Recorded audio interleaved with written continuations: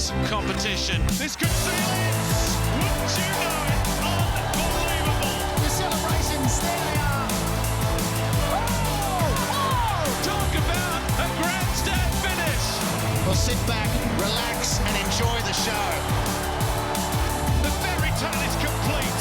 The Central Coast Mariners, champions of Australia. Hello, I'm James Don and welcome to the Isuzu UTE A-League highlight show. Week 3 of the final series began on Saturday evening at a packed Sky Stadium where Wellington Phoenix faced off against Melbourne Victory in the second leg of their semi-final showdown. Goalless after the first leg at Amy Park, Giancarlo Italiano's Phoenix took to the field in Wellington in front of a capacity crowd of 33,297 fans, the biggest crowd in Phoenix history, and they fancied their chances of progressing through to their first ever A-League Grand Final. Unbeaten in their last 4 meetings against the Victory, Wellington were further boosted by the fact they've won their last 5 straight A-League matches at Sky Stadium, keeping 4 clean sheets in that period, while they've also won 3 of their 4 previous finals games at the venue. As for Melbourne Victory and Tony Popovich, well, his side were no doubt disappointed at not being able to establish a first-leg lead given their dominance in Game 1. However, they are specialists when it comes to 2-legged finals ties. Victory have lost the second leg of a 2-legged finals match only once from 4 attempts in A-League history. However, that defeat came in their most recent second leg against Western United in 2022. Your match commentators on a huge night at Sky Stadium are Jacob Spoonley and Jason Pine. Relieve the pressure on the Wellington Phoenix. Sutton goes long towards Ben Old, clever touch down the line. Now Costa Barbarouses is in the centre forward position. Here's Costa Barbarouses! And he couldn't quite fashion the shot. He appeals for possible impediment by a Victory player. The VAR will certainly be having a look. I don't think the fact that he gets the shot off justifies the lack of review there, Piney. Azani's off after this one, and now he's got a bit of room to work with. Roof has gone across, hasn't slowed his progress. Sermon with the block, Bonavazzi is in there. Wellington should be able to clear this now, and eventually they do.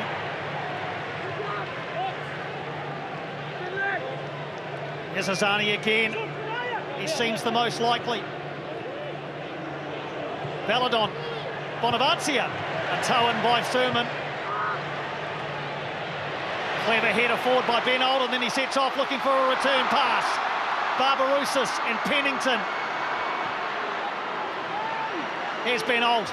Victory back in numbers. The drop of the shoulder from Ben Old, and into the side netting. That was a wonderful phase of play. Victory starting to purr down this left-hand side. Azani with his shot blocked by Finn Sermon down the other end. Ben Old, a player who can run at pace and change direction without losing momentum.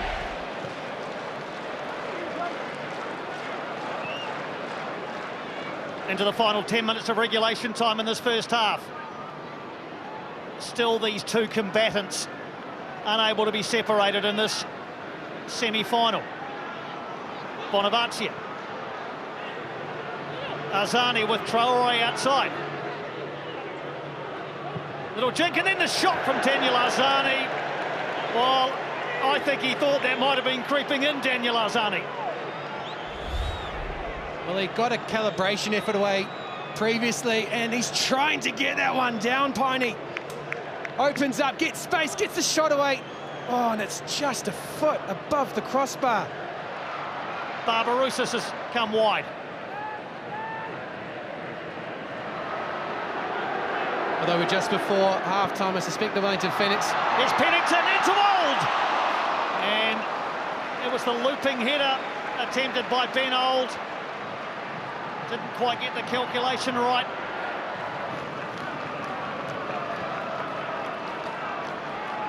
Here's Old. He just feels like Wellington's game breaker, doesn't he, Ben Old?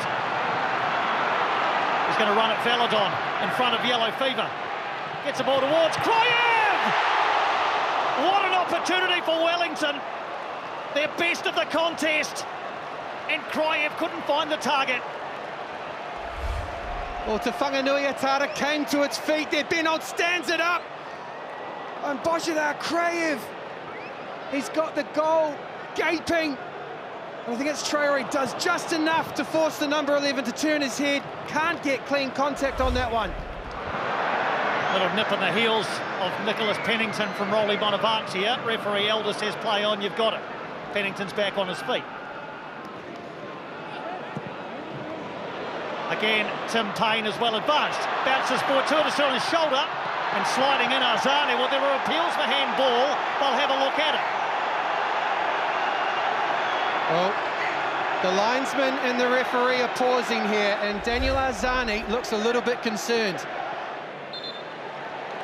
Daniel Elder has been told to have a look at it by Sean Evans. I think, can we come to you? It hit his body first, surely, didn't it? All life was staying mum on it at the moment, all right? Yeah, I think it's both body first for me. As much as I'd like to see a penalty given, I think it's body first.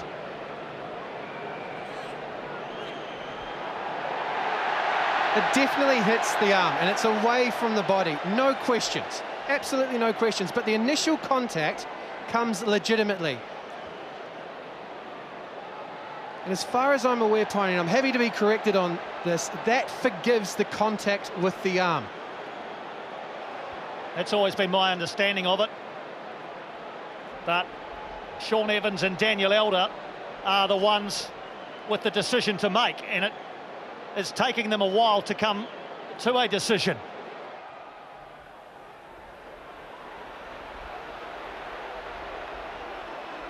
A penalty has been given. We didn't hear it, but lip readers have picked up on it, and Wellington have a penalty. This seems harsh, Piney. It really does. Paul Izzo saved a penalty in the elimination final. He also saved 3 in the penalty shootout that followed regulation time and extra time that night. So he's confident in these situations. Alex Rufer takes responsibility for Wellington Phoenix. He missed his last penalty against the Newcastle Jets in round 25. Before that, he was 3 from 3 from the penalty spot.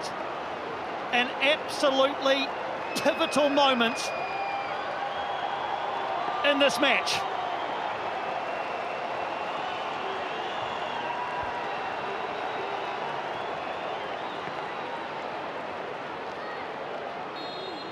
It is Rufer against Izzo for the lead, and Izzo saves, and saves again.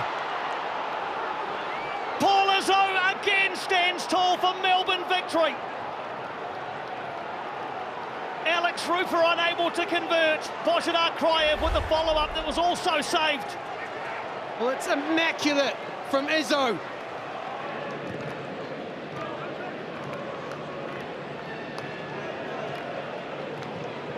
I know we're a long way away from this, actually hold that thought, because here's Rolly Bonavacia, and that'll be a goal kick. We're a long way away from this, but IP, what does it do to Wellington's psychology when and if they go to a penalty shootout against Paul Izzo, who doesn't seem to be beatable from the spot? Yeah, look, that definitely plays into the victory's hands, for sure. I think, you know, hopefully it doesn't get to that point, but if it does, you've got to say the victory will be slight favourites, I think, with what's gone on over the last few weeks. I think Izzo's in unbelievable form. When somebody steps up, it probably makes the goal look a little smaller for anybody who's taken on at the minute. Now Sam Sutton's out of position here as Falami breaks forward for Melbourne victory. Fornaroli! What a save by Paulson! What a save by Alex Paulson! Bruno Fornaroli must have thought he was going to open the scoring for victory. Ben Old, not much space to work with, but does brilliantly, Ben Old! Ben Old! Off the post! Back to Pennington! Still there for Wellington. Ben Old onto his right foot now, back onto the left, still there for Wellington.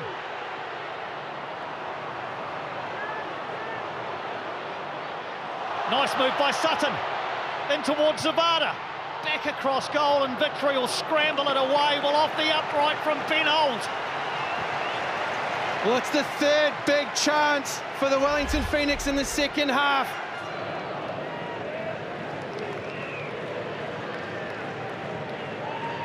Guerrier has got himself advanced again.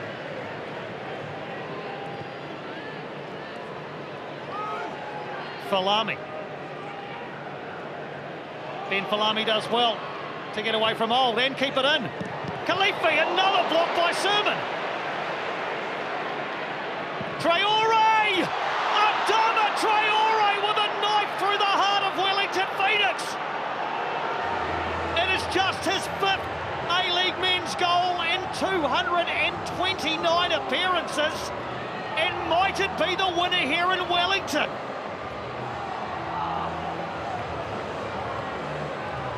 Well, it's blood and thunder in the air at Sky Stadium. Traore crashes that one home. A lightning strike.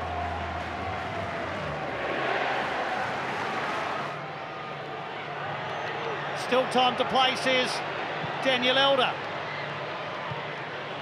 Flicked on towards Barbarouses. Is this the moment? Oscar Zavada! Absolute bedlam in the capital! Oscar Zavada has pulled it out of the fire! Can you believe it? They're level at the Cape Town, and Oscar Zavada is the main man again! It's wild in Wellington! What has happened?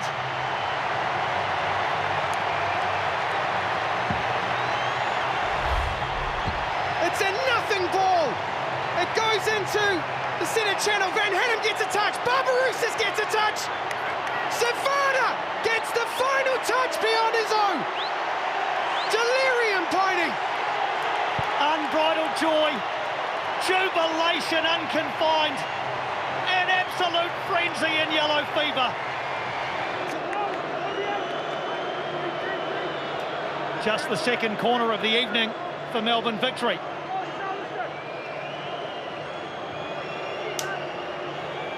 Jake Brimmer has assumed responsibility. In towards the near post and in the back of the net from Chris Economides.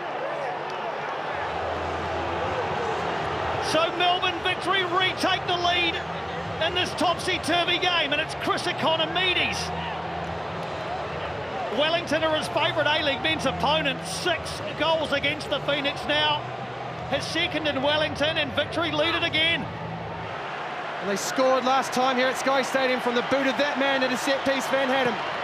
It delivers towards the far post. Hughes back across goal. Confusion for Victory. Shot comes in, just wide. And Ben Old, as it left his boot, the crowd leaned forward. The destination was not the back of the net this time. Old, trickery in the area by Ben Old. And onto the roof of the net. But a deflection off a Melbourne Victory player. This is Wellington's final opportunity. In front of yellow fever. What does the youngster have? Van Hanem delivers. A lot of elevation. Zavada! And that may well be that.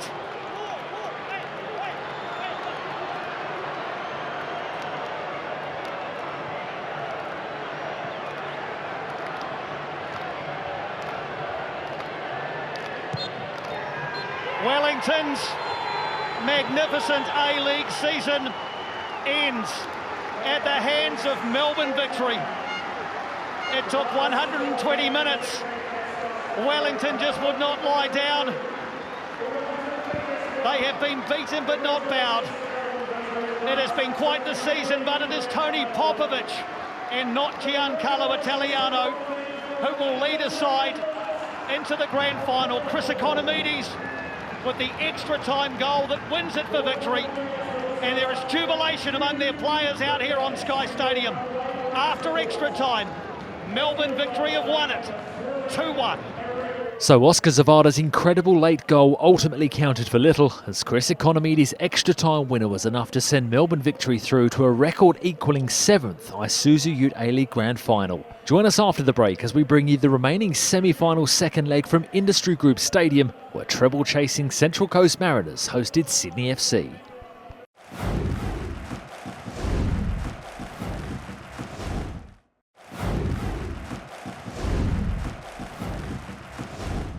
Welcome back to the Isuzu UTE A-League highlights show. Following their 2-1 win at Allianz Stadium in the first leg of the semi-final matchup, Central Coast Mariners knew a draw or better against Sydney FC would be enough to see them progress through to a second consecutive grand final. Still going in search of an unprecedented treble, the Mariners head into the game having won their last 6 consecutive A-League men matches, their joint longest winning streak in the competition. However, their last defeat in the league did come against the Sky Blues back in March.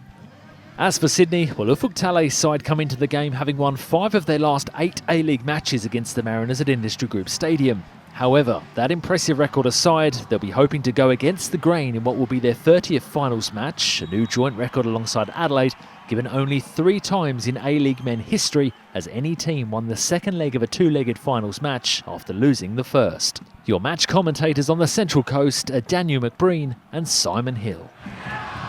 There's that high press again from Sydney FC. Didn't necessarily work in full groove last week, but they've given Danny Vukovic a problem here, and Courtney Perkins collides with Dan Hall. There's no penalty awarded. Luke Bratton heads for the goal line, and Sydney get a throw. And Ali Reza Fagani wants to have a conversation with Jordan Courtney Perkins. Possibly, I guess, for what he sees as simulation, or maybe something that he's said. Good evening, guys. The football is great. The atmosphere is even better. We love this football, and it's great to see 20-odd thousand in here loving it too. The referee's already made himself that pantomime villain.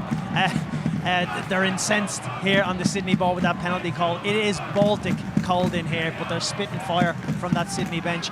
Great atmosphere. Long may it continue. Football is great. There you go. Listen to that. Love it. Dexterous. Redmayne sweeping the ball quite some distance upfield as well. And that pass from Kaltak didn't find its mark. Here's Burgess and Fabio Gomez. Danny Vukovic, brilliant save for the Mariners. It is half-time. A half that Sydney FC have been dominant in. It's been a tough battle. Luke Bratton's had to have some treatment on a couple of occasions. Danny Vukovic has made a couple of good saves, one from Fabio Gomez, one from Hayden Matthews. At the other end, not too much from the Mariners, just one that was skewed wide by Alu Kuol. A few yellow cards in that first half, but really you'd expect nothing less of a semi-final second leg. And as it stands, the Mariners' 2-1 lead from the first leg is intact. At the break, Central Coast Mariners 0, Sydney FC 0. Now hang on, Ali Reza Fagani has again been irritated by something said on the near touchline, and Danny Schofield now joins Mark Jackson in the book, the Mariners number 2. Well, Mark Jackson, who was booked in the first half, probably saying to Danny Schofield, well, you say something, and that yellow has turned into a red for the Mariners number 2, because he wouldn't stop chirping. So he's going to have to go and sit in the stand. Well, no, that's not good. I don't think we could. I don't think we need that, Danny. Now Jacob Farrell gets the head up and has a look to see if there's anyone he can try and pick out. It's going to be a corner for the Mariners, which is not a bad outcome.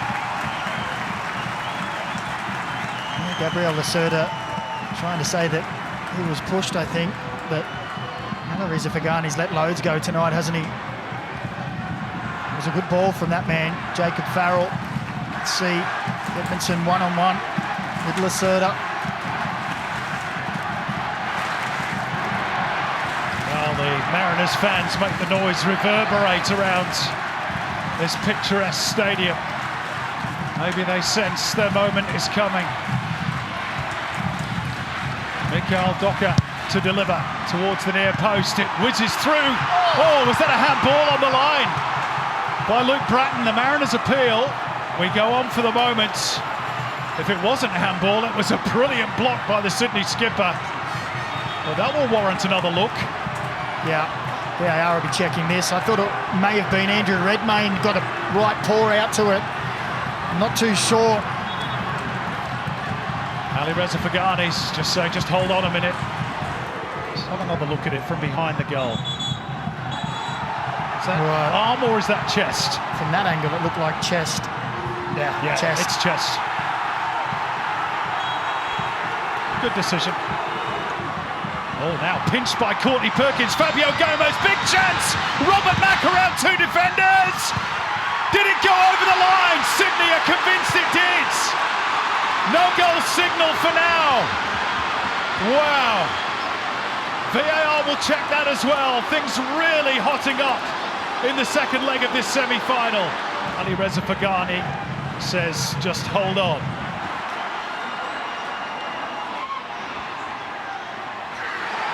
Is the whole of the ball across the line? Well, that's the question. That is the question. Is it the whole ball?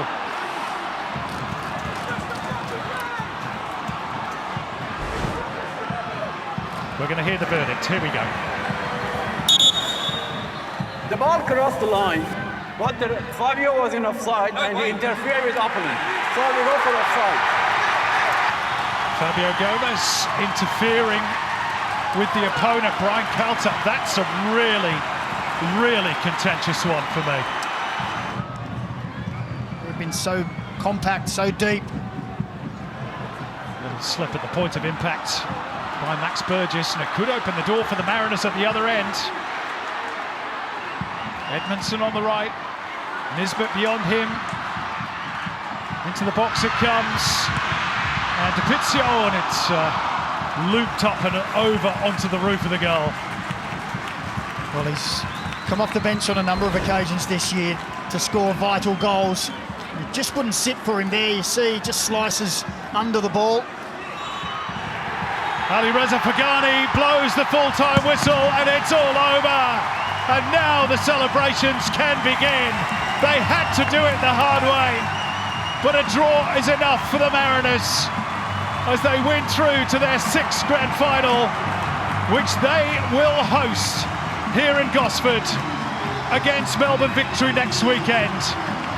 One game away from immortality now, with the treble looming for Sydney, who fought so hard tonight and perhaps felt a little hard done by with that disallowed goal. It's disappointment, but a season to build on after a difficult start. Anthony Caceres, I can tell you, has received a red card after the final whistle. It's been that sort of night for Sydney, who lose out at the semi-final stage for the second season in a row. It was a tough old evening for the Central Coast. They had to dig in. They had to repel raid after raid of Sydney FC attacks. Ufuk Talay could not have asked for more from his team. But in the end, the Mariners prevail. It'll be the Central Coast Mariners against Melbourne Victory here in Gosford next weekend, and the clamour for tickets during the week will be huge. A gripping night's entertainment. No goals, but plenty of talking points. Full time in Gosford. Central Coast Mariners 0, Sydney FC 0. The Mariners win the two-legged semi 2-1 on aggregate. So after a dramatic 90 minutes in Gosford, it's Mark Jackson's Central Coast Mariners who held on to their 2-1 aggregate lead to book their spot in the Isuzu UTE A-League Grand Final, and they're now just one win away from winning an unprecedented treble. That's all we've got time for on this week's edition of the Isuzu UTE A-League Highlight Show. We'll see you next time.